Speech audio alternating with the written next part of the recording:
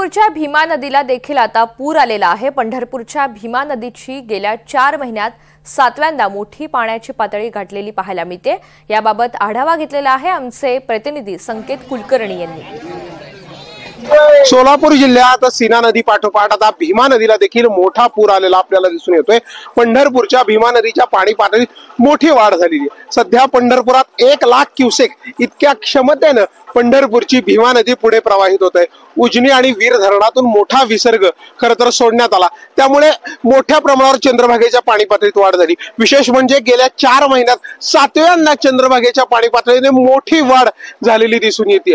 यंदाच्या वर्षी सगळ्यात जास्त पुराचा जो फटका आहे आणि भीमेच्या पाणी पातळीचा जो फटका आहे तो पंढरपूरला बसलाय।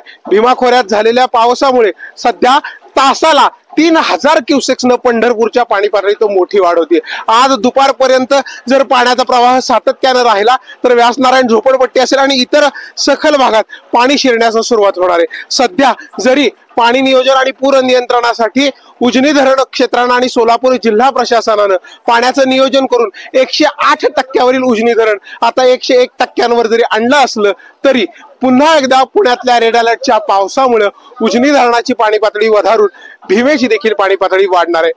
व्हिडिओ जर्नलिस्ट राजू मिश्रासह संकेत कुलकर्णी, NDTV मराठी, पंढरपूर।